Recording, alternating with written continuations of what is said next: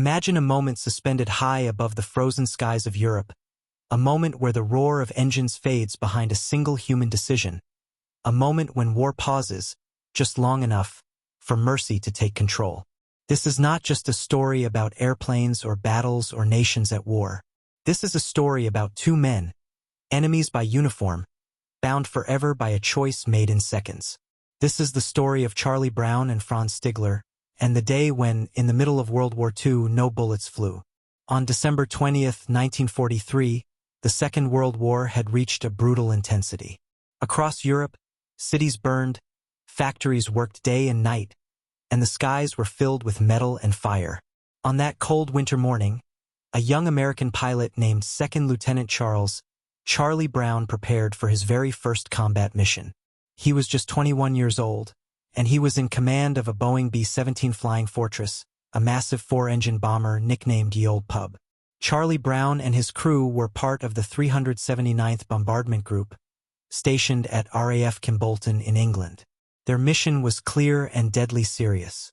They were to fly deep into Nazi Germany and bomb a vital Focke-Wulf aircraft factory in the city of Bremen. The factory produced fighter planes that were devastating Allied bombers, and destroying it was considered crucial to weakening the German war machine. Inside Ye Olde Pub were 10 young men, each with a specific role, each depending on the others for survival. They carried 12 500-pound bombs beneath the wings, oxygen masks for the thin air at high altitude, and defensive machine guns meant to protect them from enemy fighters. None of them truly knew what awaited them over Germany. For Charlie Brown, this was not only his first mission, it was his first real encounter with war. The bomber formation climbed to nearly 20,000 feet as it crossed the North Sea. Below them was nothing but dark water and uncertainty. Ahead of them lay Germany, heavily defended by anti-aircraft guns and some of the most experienced fighter pilots in the world. As they approached the coast, tension filled the cockpit. Every man knew that once they crossed into enemy airspace, there was no turning back. Shortly after 11 in the morning, the sky around the formation suddenly erupted. Black clouds of smoke blossomed all around them as German flak batteries opened fire. These were not random explosions. Each shell was carefully aimed, calculated to detonate at bomber altitude and tear aircraft apart with shrapnel. One of those shells found Ye Olde Pub. A violent explosion ripped through the nose of the aircraft. The plexiglass shattered instantly, and freezing air rushed inside with incredible force. The temperature outside was nearly minus 60 degrees Celsius. The co-pilot was wounded. The nose gunner was badly injured. Engine number 2 was destroyed, and engine number 4 was barely functioning. The left wing was shredded by shrapnel, and control cables were damaged. Despite the chaos, Charlie Brown fought to keep the aircraft flying. With only partial control and the bomber struggling to stay in formation, he pushed forward. The mission was not over. Somehow, through sheer determination and luck, Ye Olde Pub reached Bremen and released its bomb load over the target. But survival was now the real challenge. The damage was so severe that the bomber could no longer keep up with the rest of the formation. Slowly, it fell behind, becoming what bomber crews feared most, a straggler. Alone in enemy airspace with crippled engines and failing systems, Ye Olde Pub was now an easy target. German fighter planes soon appeared in the distance. Messerschmitt Bf 109s and Focke-Wulf 190s closed in.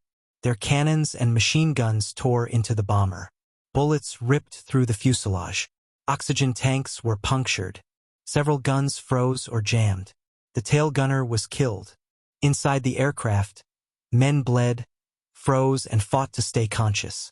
At one point, the damage became so severe that the bomber went into an uncontrolled dive.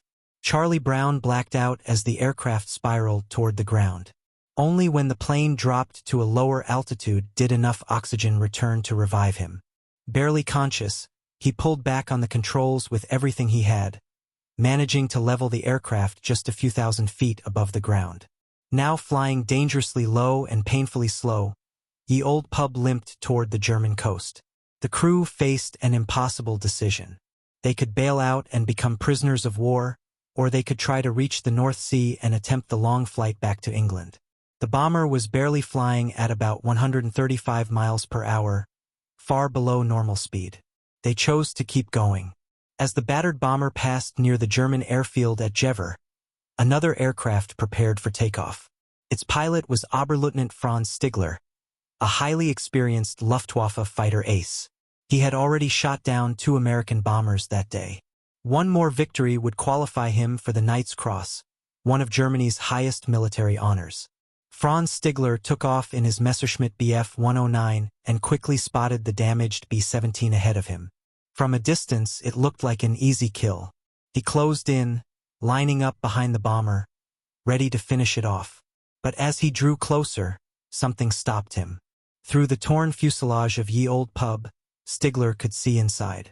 He saw wounded men, some slumped over their guns, others desperately tending to injured crewmates. He saw that the tail gun was destroyed, that the bomber was defenseless. This was not a fighting machine anymore.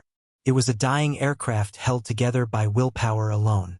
Stigler remembered the words of his former commander, who had taught him that honor still mattered, even in war.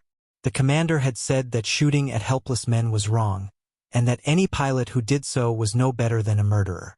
Looking at the broken bomber, Stigler realized that firing would not be combat. It would be execution. He made a decision that could cost him his career, or even his life. Franz Stigler did not fire.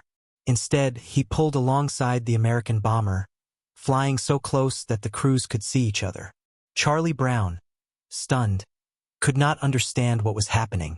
He expected death at any second. Stigler tried to signal him, motioning toward the ground, attempting to indicate that the Americans should land and surrender or divert to neutral Sweden. Charlie Brown, not trusting the gesture and fearing a trick, shook his head and continued flying toward the sea.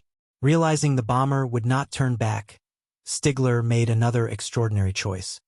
He positioned his fighter alongside Ye Old Pub in such a way that German anti-aircraft gunners on the ground would not fire, believing the fighter was escorting the bomber. For several minutes, he flew with them, shielding the crippled aircraft as it approached the coastline. When they reached open water over the North Sea, Franz Stigler saluted the American crew. Then he peeled away, turning back toward Germany, never having fired a single shot. No bullets flew. Against all odds, Ye Old Pub crossed the sea and reached England.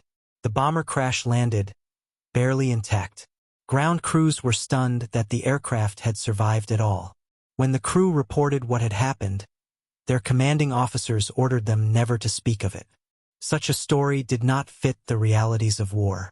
Franz Stigler also kept silent.